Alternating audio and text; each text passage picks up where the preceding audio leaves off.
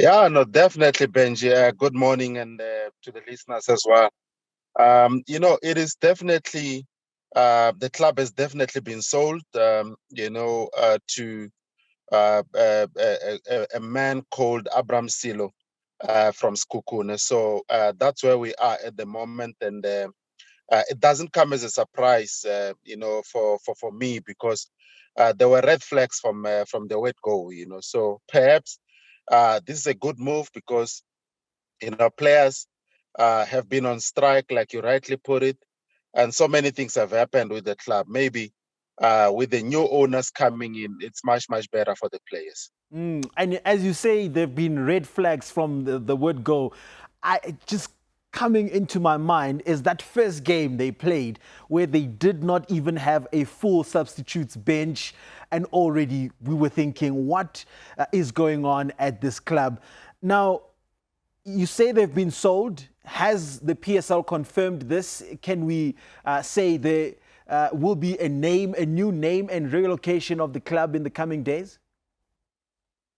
Yeah, no, absolutely. But the league itself has not confirmed the sale. But from what we've picked up, is that there have been meetings between the current management led by Masala Mulaudzi with the players, and they were told about the sale, and they also met the new owners as well. And I've also seen with the company documents as well that it has changed from Mr. Mulaudzi to Mr. Dintokana, the new owner of the club. But I think from the league standpoint, is probably what we've seen in the past. That is just a matter of time before they confirm it.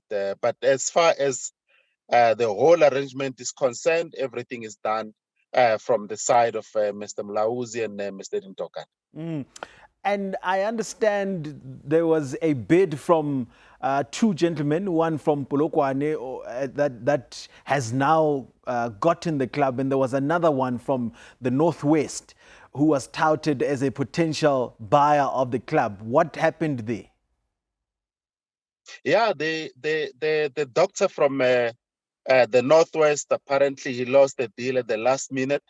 It seems like, to me, or it appears to me that it was just a matter of, the money involved. Because as far as I understand it, and the documents that we've seen recently, is that the doctor from the Northwest was willing to put in 42 million rand, with 37 million rand to the current owners, and 5 million rand to a trust, set aside that in case there are debts that have been incurred by the club, then they will use that money to service those debts. And the new owners, the man from Sekhukhune in Limpopo, actually came with about 50 million rand, from what I understand. So now it was just a case of numbers, 42 million rand versus 50 million rand. It's obvious who was always going to buy the status of the club. Mm. And when I started, Tiyani, I spoke about them making news for all the wrong reasons from when they came into the top division. But what can we point to? What can we say Mr. Masala Mulaudzi did wrong, or what went wrong? Because there was a lot of promises when this club came into the Premier Division.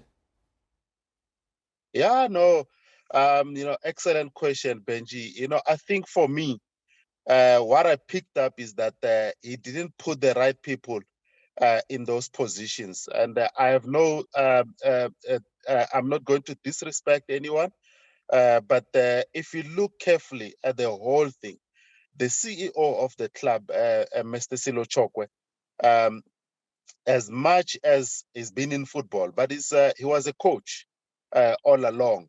And a couple of years ago or so, they put him in charge as the CEO of the club. And I understand he studied law and everything, but the reality is that position is demanding, in a club setup. And I don't believe that he was ready for that position. So I would imagine that the people who were put in charge probably let the club down. It's not necessarily that Mr. Mulauzi let the club down or anything like that. But I do believe that from my point of view, if you had put in the people with experience at this level, maybe things could have been done better. Because you mentioned something right from the word go that even at the beginning, you had they didn't have enough numbers on the bench for their first match, and those are just basics for some of the experienced guys in football. So had he put in the right people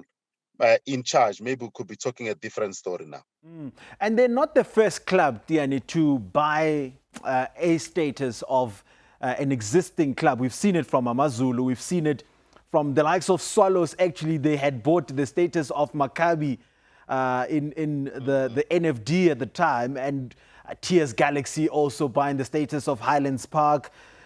But it's a frowned upon practice in South African football, isn't it? Is it beneficial to the quality of football or the professional ranks of South African football? Yeah, no, it's definitely frowned upon, and rightly so, Benji, because you can't have. Someone said it's like they're buying a quarter a luxury, it's so easy, But I think what they need to do, you can't necessarily stop the sale of clubs, but make sure that as the league, the person who's taking charge of the club is capable of running that club. Because now you sell, it's okay, but you find that probably the person doesn't have the money to actually finance the club. A case in point is Tshakhuma. And we had stories when they were in the Glad Africa Championship that they were not paying salaries. And I remember the justification at the time was, how can we not be paying salaries when the club is number 4, which means that we are doing well as a club and we're number 4 on the log, which means that there are no issues with salaries. And that can't just be a good enough reason when there are players being unpaid. So as the league, you sit down with the buyers and you say, show us your financial statements. They must be happy. They must be happy with the financial statements. I remember, I know in other leagues, you must have a certain amount of money in your club's account for it to go ahead. We must do the same as well. It's not just a matter of you okay, fine, you afford the 50 million rand, and so be it, and then go ahead. So it can't work like that. So make sure that the club is sustainable, and that means that the financial situation of the people who are buying the club is good enough to carry the club forward. Tiyani, in 15 seconds, where are the players in all of this? Surely they must be concerned about their livelihoods. Yeah, no, absolutely. That's why they're not winning games, Benji. As much as there are good players in that team, but you're not going to win games if you go unpaid. These are human beings. They're not robots, and they're human beings like you and I. They're employees like you and I. And if you're not able to pay your car installment, just for argument's sake, you're not sleeping because the repo man is chasing after you.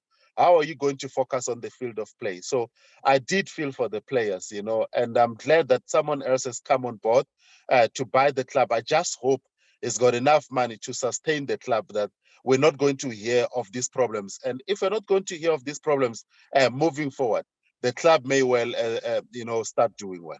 All right, Tiyani Mabasa from FarPost, thank you so much for that perspective. And as far as the sale of Tshakhuma Tsha Madzivhandila is concerned, we understand that the PSL is yet to ratify the sale. They're meeting tomorrow, the EXCO, to make sure they can confirm everything. A club definitely in chaos right now.